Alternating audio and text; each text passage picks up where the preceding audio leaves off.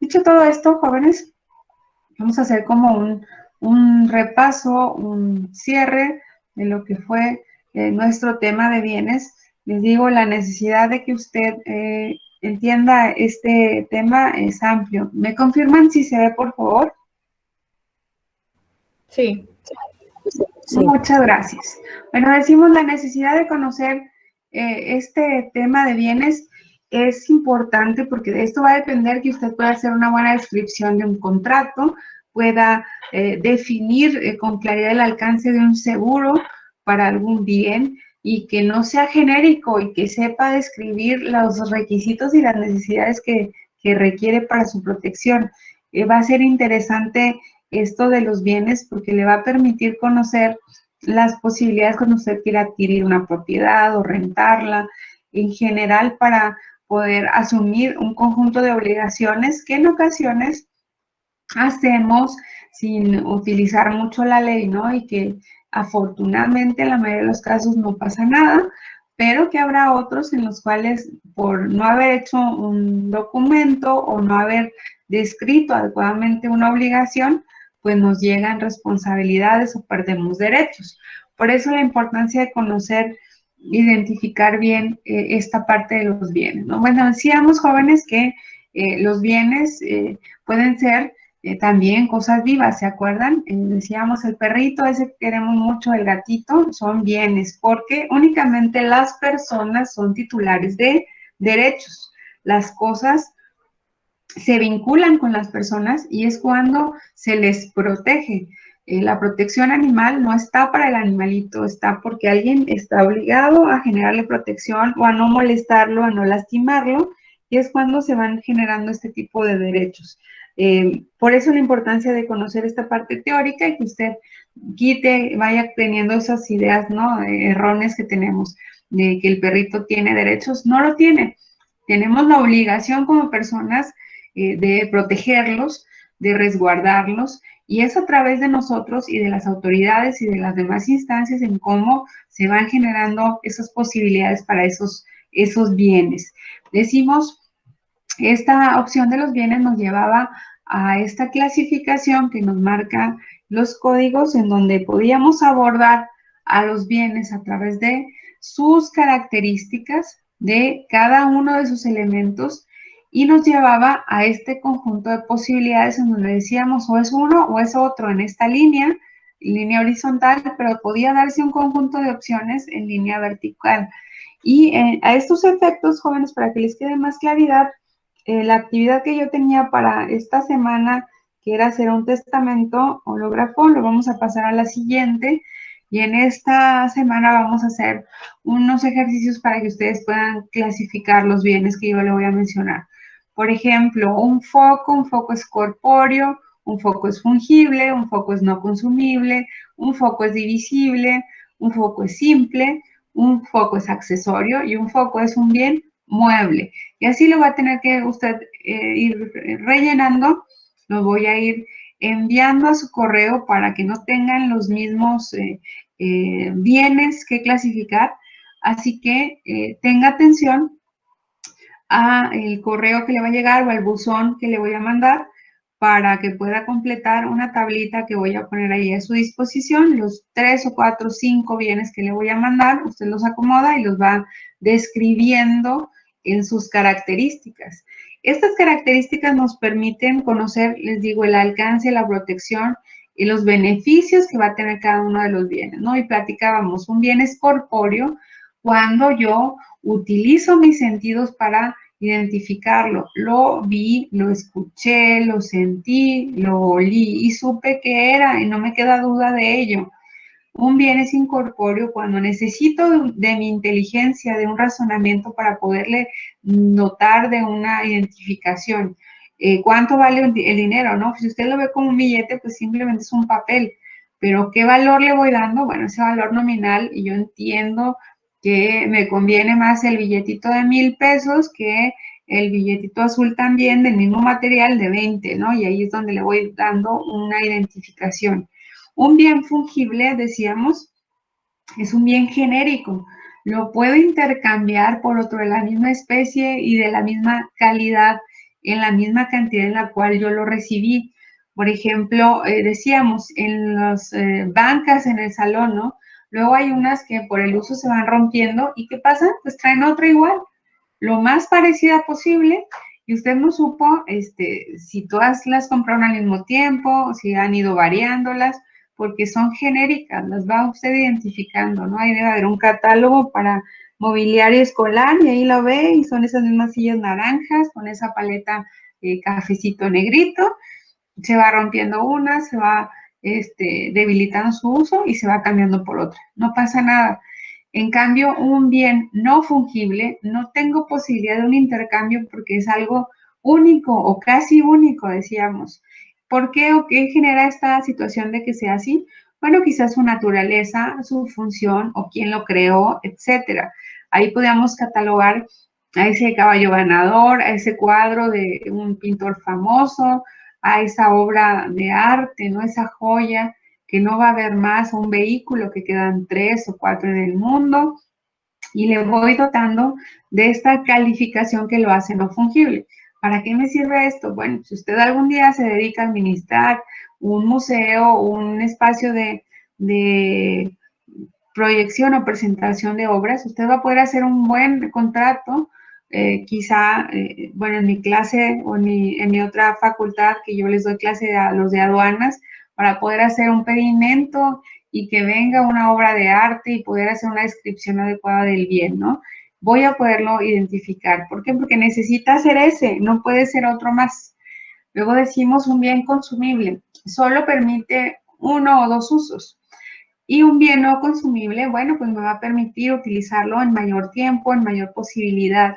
Y ahí es como puedo hacer la distinción. Un bien consumible, pues el más claro que ustedes pueden ubicar es el agua, la comida, y un bien no consumible, pues nuestra ropa, los vehículos, las casas. Alguien que me conteste, ¿la pintura es un bien consumible o es un bien no consumible? Me contesta y me dice su nombre, porque ya voy a empezar a tomar puntitos de participación. Bien consumible. Sí. Que sí, perdón, dígame su nombre para poderlo ubicar. Elvis Madrid. Muy bien, Elvis, dígame qué es una pintura. Pues bueno, depende también la pintura, ¿no? Porque, o La, sea, yo pienso que la sí cajita es. esa de Comex, que yo voy y compro un galón, ¿cuál va a ser? Yo pienso que es consumible porque pues se va acabando. Exactamente. Como lo hacemos. Es consumible, tiene toda la razón, porque yo no puedo poner la pintura en una pared y luego quitarla de ahí y pintar otra. Ya se quedó, ya se formó, se volvió parte de otro bien, ¿se acuerdan? Si bien es un bien mueble, ay, perdón, si bien es un bien mueble, pues yo agarro la cubetita y la voy moviendo para donde yo quiero. Cuando yo la coloco en un bien inmueble como una pared, por ejemplo, ya forma parte de eso, ya no la puedo volver a utilizar. Tiene toda la razón, Alice. Un bien divisible, decíamos, nos permite utilizarlo en más de una posibilidad en una ocasión. Y yo les daba el ejemplo de una olla de comida, por ejemplo, ahorita mi hijo tuvo de tarea traer un plato típico, yo le hice ayer en la noche pozole, entonces ahorita ya le serví un platito de pozole para que exponga qué es el pozole, pero ahí queda más, queda bastante de la olla y cada plato de los que yo sirva va a seguir siendo el mismo pozole hasta que se termine.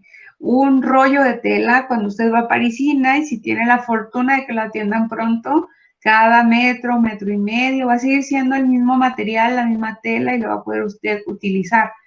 En cambio, un bien indivisible no le permite estas opciones que le permite el pastel, la pizza, la comida, la ropa, etc. Un bien indivisible va a perder su funcionalidad cuando yo intente separarlo, ¿no? Ya les ponía el ejemplo yo de que no le puedo vender medio carro, ¿no? No le puedo decir, bueno, ¿qué le parece? ¿Cuánto tiene para comprármelo? Bueno, tengo la mitad. Bueno, ¿quieres la mitad del carro? Y ya que tenga chance, le doy la otra parte, ¿no? Ya no funcionaría. No le puedo vender la mitad del caballo, no le puedo vender la mitad del perrito, no puedo, porque no acepta esa división. ¿Qué sucede? Bueno, pues que el derecho nos da otras opciones cuando generamos obligaciones como el pago en parcialidades y al final la entrega de la cosa, ¿no? No me la entregaste o te lo entrego, pero tienes una responsabilidad conmigo que va más allá del bien. Decimos, un bien simple es aquel que funciona sin necesidad de algo más. Está tan claro como los animalitos, la silla esa que ya tiene sus 4 patas y que no necesita más, o como esté diseñada, ¿no? Porque hay unas sillas ahora muy estructuradas. En cambio, un bien compuesto para funcionar requiere de un conjunto de accesorios, de elementos. Les ponía el ejemplo de una computadora de escritorio de las de antes, de las que no son todo en uno. Si usted no tiene el CPU, pues no va a funcionar. Si no tiene el monitor, no va a funcionar. Si no tiene el teclado, no va a funcionar, ¿no? Sí es una computadora, sí, pero cuando está todo eso. ¿Y cómo lo puedo ir encontrando? Pues así, entero, en todas las partes. A diferencia quizá de una laptop, ¿no? Que ahí ya está todo incluido. O de las, les digo, las todo en uno que aún necesitarían el teclado. Un bien compuesto, por ejemplo, otro ejemplo de bien compuesto que ustedes me pudieran decir. Quien sea.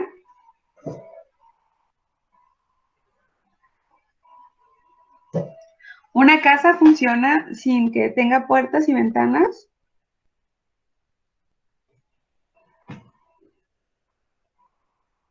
No. ¿Quién me contestó? Cristina Burrola. Gracias, Cristina. Necesitamos identificarlo como un bien compuesto, ¿verdad? Tiene sí, el igual que aire, un carro, creo yo, ¿no? igual que un carro, igual que un celular, igual, o sea, igual que un reloj. Tiene muchas piezas para funcionar. La casa sin la luz, sin el agua, sin las ventanas, sin las puertas. Yo no le puedo decir a usted que le vendo una casa y me falte todo eso. Usted lo tiene que tener en consideración al recibir el inmueble y ver en qué condiciones se está entregando eso para que sea efectivo la entrega de esa cosa, ¿no? Hablamos de bienes principales y bienes accesorios. Nuevamente voy a usar la casa. ¿La casa es un bien principal o un bien accesorio? ¿Alguien que no sea Cristi o Elvis que me contesten?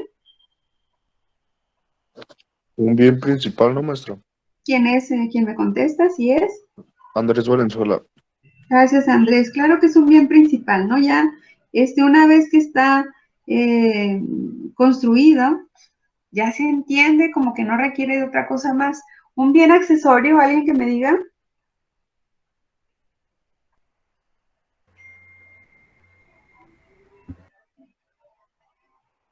Yo les había platicado. ¿Quién ¿Podrían me ser como los muebles de una casa o algo así? Un bien accesorio. Los muebles de una casa, por ejemplo, ¿a la sala le falta algo para hacer sala? ¿Usted ve un sillón y sabe que es un sillón y funciona como sillón en donde sea? Ah, sí. Sí. Sí, ¿verdad? En cambio, yo les decía el ejemplo, dígame su nombre, compañero. Milton Alexis Ramírez. Un volante de un carro, maestra. Un volante de un carro, la chapa de la puerta. Usted no Las puede comprar llantas del las carro. llantas del carro, la ventana. Usted no puede andar por la vida comprando esas cosas, a menos de que sea como mi marido, que le gusta armar carros, ¿verdad? Pero uno no compra eso sin un propósito.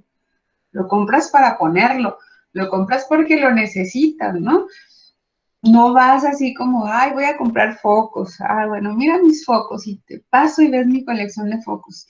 No, o sea, son cosas que van a ir funcionando cuando forman parte de un bien principal, ¿no?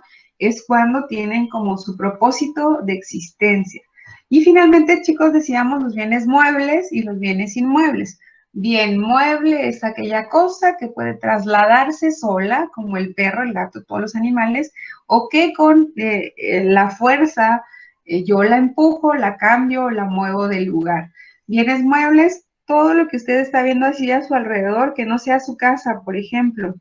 Un bien inmueble, en contrario, decimos yo no lo puedo mover, ahí está fijo. La casa, el terreno, los edificios, y eso hace que tenga características distintas, sobre todo cuando veamos el derecho real de propiedad, los derechos reales de garantía como la prenda y la hipoteca. En ese sentido, jóvenes, hasta las facturas o las formas de contratar, de comprarse son diferentes si son bienes muebles o si son bienes inmuebles. Decíamos además, los bienes también tienen que considerarse según la persona que es el dueño. ¿Por qué? Bueno, pues porque no faltará quien le vende la luna, le vende la catedral, le vende Palacio de Gobierno, y no se puede, porque, bueno, aunque a usted le parezca muy ridículo, luego hay gente incauta, ¿no? Que cree que porque le llegan con un papel de algo puede ser algo jurídicamente válido y no lo es. Decimos, en principio vemos los bienes del Estado. ¿Por qué vemos al Estado primero? Bueno, porque es la propiedad originaria del pueblo, de todos, y ahí se va dividiendo a propiedad privada. ¿Qué nos lleva a la propiedad del Estado? Bueno, al uso común. Aquellos bienes que son de todos, que son parte de nuestro patrimonio y de nuestro beneficio como ciudadanos. ¿Cuáles ejemplos me pueden decir de bienes de uso común? Alguien que me conteste, me dice su nombre y luego ya me contestan, por favor. Bienes de uso común. ¿Puedo participar otra vez? Sí, a ver, ¿quién? Cristina. Cristina, dígame. Pues alguna plaza, por La ejemplo. plaza, ¿qué otro ejemplo? La catedral. La catedral sí es de uso común, pero es no es propiedad del Estado. No, carretera. Las carreteras. ¿Su nombre? Era carretera. Ah, perdón. ¿Quién es su nombre? Perdón, se me como hueco. Ivonne. Ivonne, ¿qué? Chávez. Gracias, Ivonne. Decimos, ¿cuál, perdón? Parques. ¿Qué ejemplo me dio? Parques. Los parques. ¿Su nombre, perdón?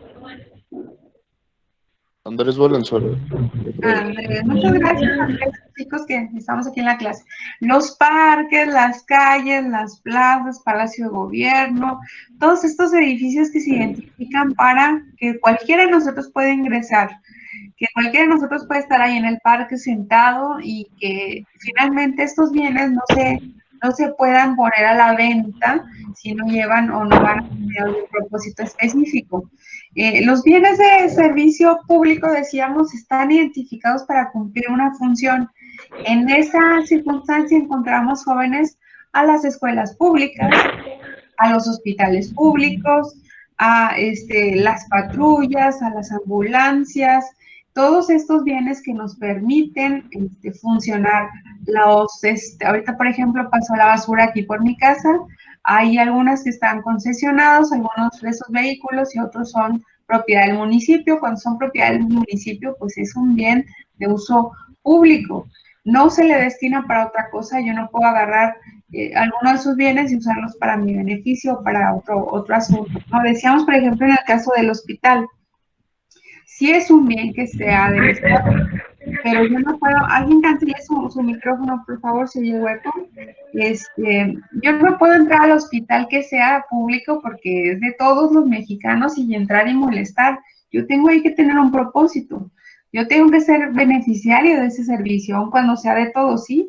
Si yo no soy beneficiario del seguro, pues no tengo nada que ir a hacer ahí, o del ISSSTE, o de lo que sea. Si yo no tengo una función que realizar en una escuela pública, probablemente no se me permite el acceso. Eso no está mal. Eso significa o se va delimitando según el derecho de quien esté utilizando el bien. Y luego decíamos, hay bienes que son propios del Estado. Por ejemplo, chicos, la copiadora, esa donde trabajan los funcionarios públicos, o quizá algunos vehículos que se utilice para movilizar a los funcionarios, para que hagan notificaciones, para que vayan y envíen algún tipo de actividades de las que realicen. Y también platicamos que los bienes propiedad del Estado en algún momento pueden pasar a ser bienes de propiedad de los particulares cuando se desincorporan. No sé, no les he contado, me parece que en ningún grupo, pero es muy común si usted cuida las noticias, que vea que el municipio de Chihuahua desincorporó de su patrimonio tal terreno para venderlo a una inmobiliaria. No sé si alguien ha escuchado esas noticias. Quienes vivimos en fraccionamiento, chicos, muy recientemente construido, podemos ubicar el rastro o el antecedente de alguna sesión en la cual los regidores y el presidente municipal o la presidenta en turno haya desincorporado bienes de patrimonio público para volverlos de patrimonio de particulares. Se paga un monto por eso y se permite cambiar de estatus de dueño. Ya no es público, ya va a ser de un particular. Para esto, jóvenes, se necesitan ciertas autorizaciones y ciertos procesos. Y es muy común que se requiera también de la vigilancia de los ciudadanos para que no se haga mal uso ni se dé a un precio más bajo este tipo de bienes, ¿no? Porque finalmente pues nos afecta a todos como dueños de todos estos bienes. Y luego hablábamos, chicos, de los bienes mostrencos y los bienes vacantes. Los bienes mostrencos son aquellos que están perdidos o que está no ubicado el dueño. Hay de repente muchos, sobre todo los fines de semana, yo veo muchos bienes mostrencos. ¿Alguien que me ponga un ejemplo de uno?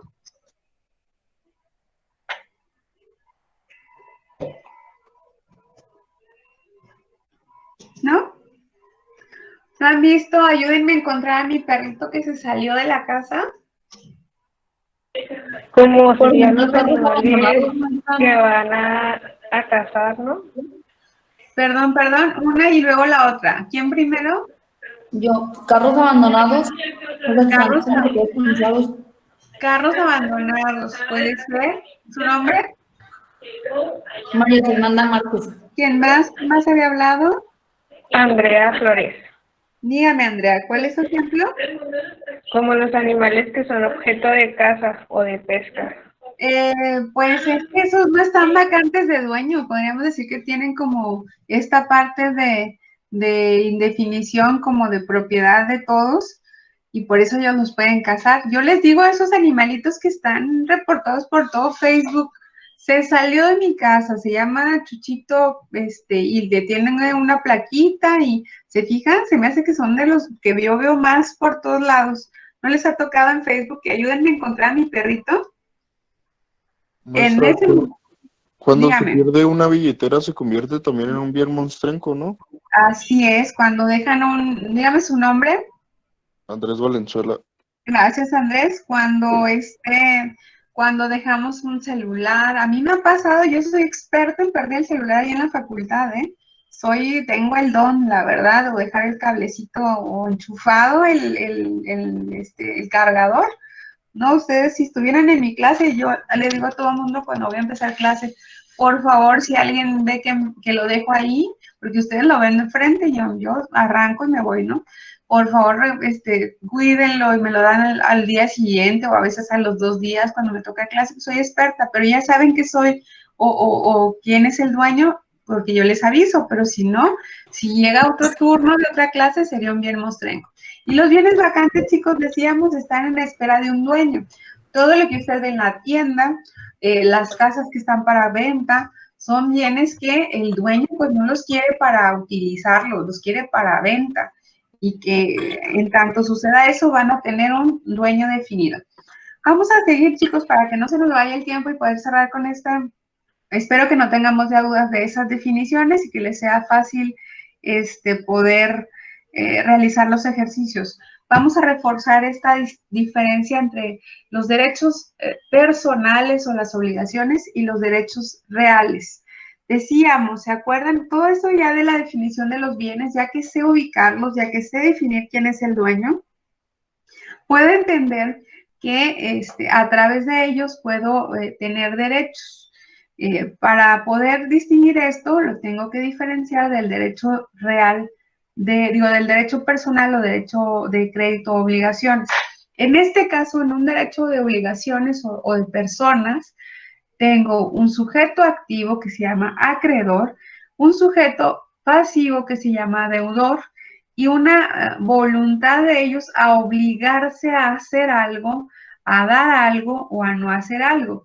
Un ejemplo, una venta, una compraventa. Tengo un acreedor, tengo un deudor y la venta va a ser de dar algo, ¿sí? Una contratación para un servicio. Una persona solicita el servicio, la otra accede a entregarlo y ¿qué va a hacer? Algo de hacer o de no hacer. ¿Se fijan? En ese caso, no me importa tanto la cosa que se esté entregando, sino con quién estoy contrayendo la obligación. Este tema lo vamos a conocer en 1 o 2 semanas bien. Se llama obligaciones y vamos a ver qué tipos de obligaciones son, cómo se cubren, cómo se avanzan y cómo se terminan. Es un tema amplio y yo espero que sea de su interés porque es más común de lo que nosotros creemos, solo que yo se lo explico aquí con nombres técnicos. Luego decimos el derecho real, que es el que vamos a conocer ahorita, el que vamos a recordar.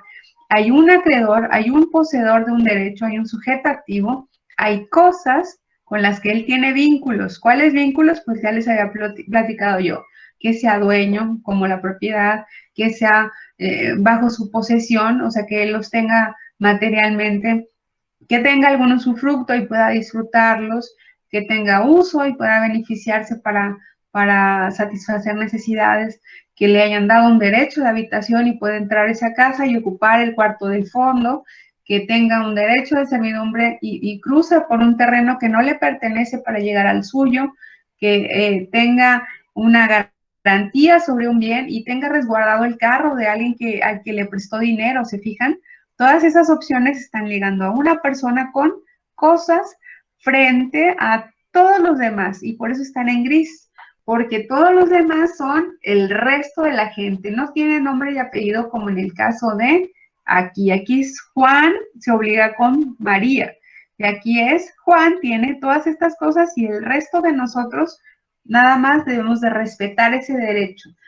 Siempre y cuando este uso sea lícito, siempre y cuando estas cosas sean lícitas, estamos sin tener que intervenir.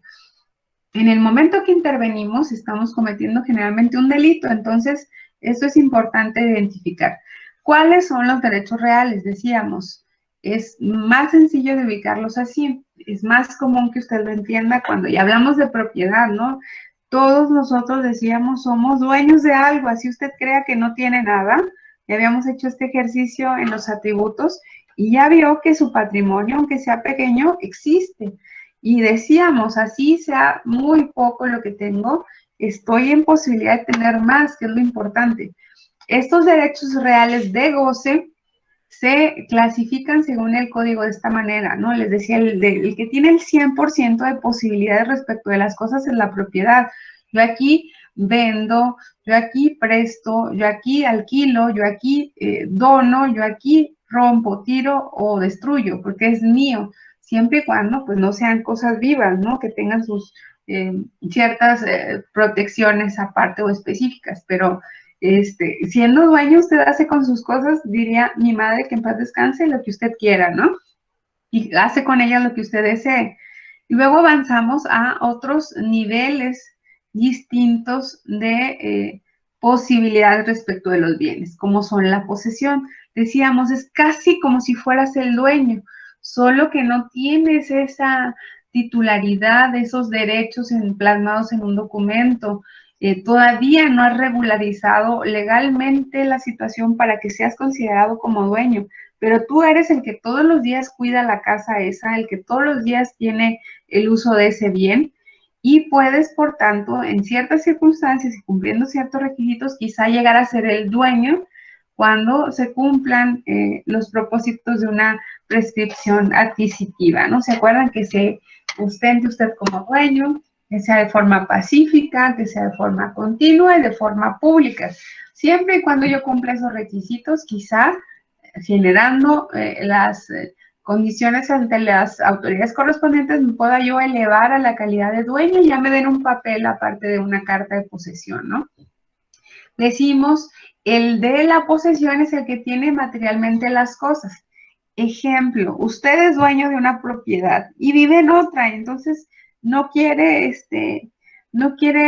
que la vayan a echar a perder, que se meta alguien, y llega un amigo, un conocido, y le dice, pues préstamela, yo vivo ahí en lo que tú la necesites. Bueno, y ahí está, y él contrata el ditch o el cable, y él le pone teléfono, y él empieza a hacer arreglos, y él entra y sale todos los días, saluda a los vecinos, y así su amigo de todos los vecinos de la cuadra, etcétera. Y de repente pasan 5 o 6 años, y esa persona puede válidamente acudir ante las instancias correspondientes a pedir la propiedad del bien. usted lo quiera sacar y entonces ya no pueda, porque nunca vigiló hacer un contrato de comodato, así se llama, yo le voy a enseñar a hacer uno, para que le pueda prestar a esa persona sin problema, pero siempre guardando sus derechos de dueño. A veces nos falta esto, ¿no? A veces por eso se pelean en la familia, porque el tío ya se quedó con la casa del abuelito, porque ahí vivió tantos años que él es el que le toca el derecho. Y se vuelve crisis familiar, chicos, porque luego no hacemos uso de las herramientas que nos dan el derecho para ir marcando estos parámetros. Por tanto, decimos, esta cuestión de posesión es muy importante. Luego vemos el usufructo. Decíamos, el dueño me permite utilizar una cosa mueble o inmueble, y beneficiarme de sus frutos. Y se puede permitir este uso a más de una persona. Yo les ponía el ejemplo de la granja esa de mi amiga, de la familia de mi amiga, que tenían el usufructo. No es de ellos. Ellos le hacen opciones ahí de mejoras y la pueden utilizar. Y si tienen árboles frutales, pues pueden hasta vender lo que se produce ahí. Pero estaba en usufructo junto con otra familia, otra persona, otro grupo de gente, también podía ir, también podía usarlo.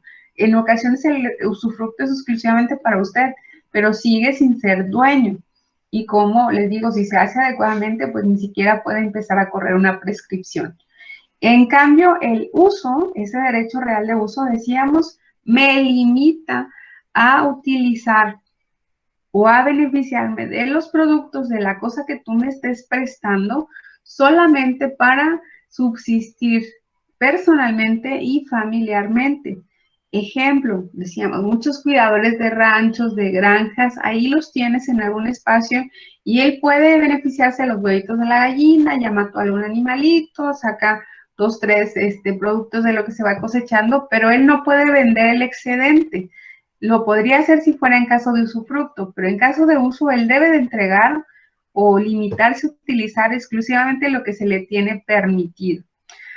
Hablando de ese mismo ejemplo, cuando tenemos estas personas que cuidan estos espacios, o yo les decía, la gente que trabaja en una casa, o la gente que viene quizá a veces a levantar cosecha en la temporada, nosotros tenemos esas regiones. O les daba el ejemplo de mi marido, que trabajaba en un lugar donde había un espacio en donde si ellos viajaban, llegaban ahí a descansar. Todas esas personas utilizan el derecho real de habitación. De un inmueble, yo destino ciertos cuartos para el uso gratuito de una persona o su familia. En ese espacio yo no puedo molestar. Dígame. Dice Fernanda Márquez que se salió de la sesión. Ah, no se preocupe. Ahorita si tomó lista, con eso se queda el antecedente. Si no, ahorita pone usted su nombre, por favor. ¿Sí? Sí. Perfecto.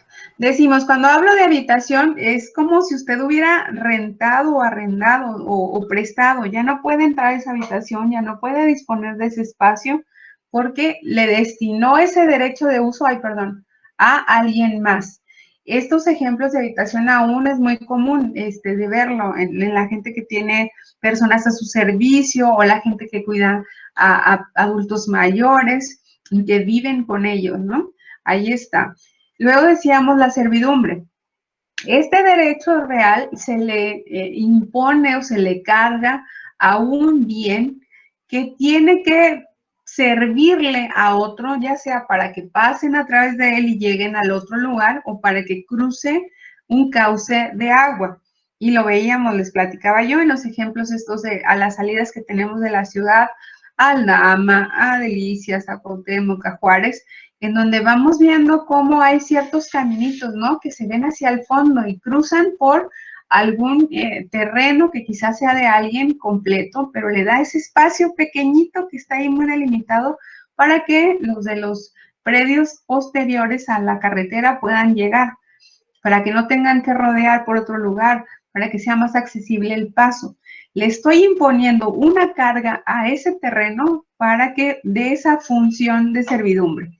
Cuando usted va a vender o a comprar un inmueble de esta naturaleza, lo tiene que conocer para que sepa esa obligación que está cargando. Igual sucede con el cauce, ¿no? No puedo generar alguna situación para que se modifique el cauce o el paso del agua.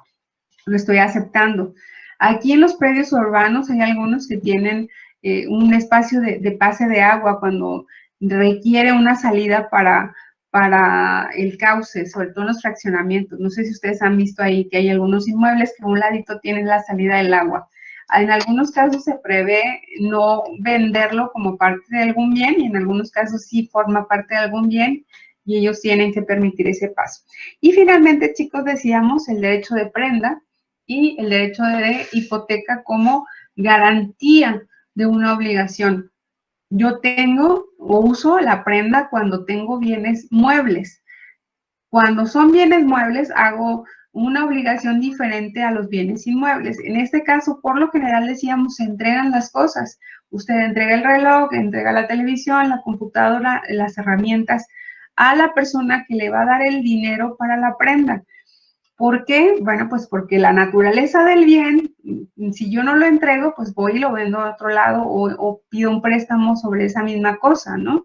Y cuando les decía yo que a veces hay anuncios que dicen préstamo sobre tu vehículo sin entregarlo. Bueno, pues no lo engañen, de todo el mundo le van a dejar sin la factura y si usted lo vendiera, pues estaría cometiendo un delito, ¿no?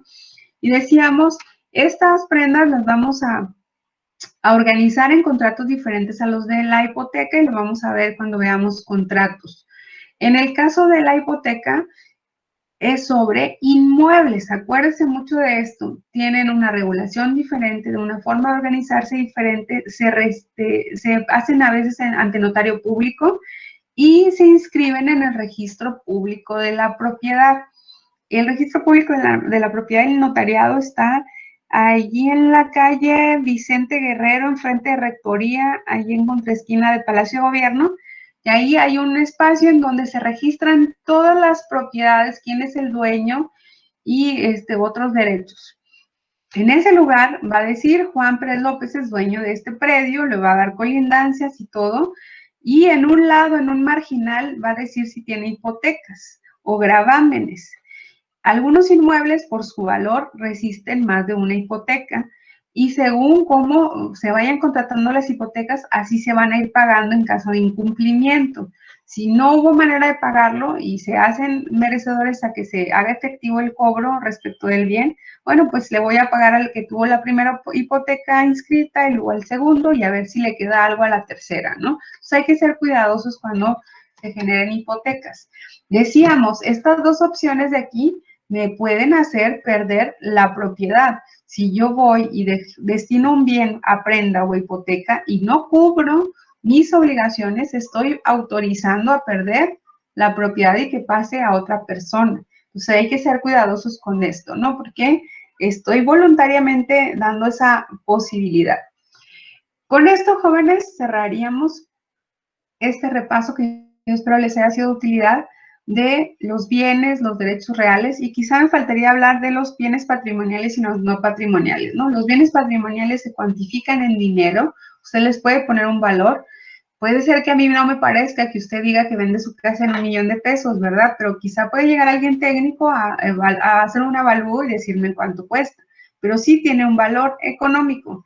Y los bienes no patrimoniales, como los derechos políticos, que yo no les puedo poner un valor por ejercerlos. Con eso, jóvenes, ahora sí cerraríamos este bloque de bienes. Yo les agradezco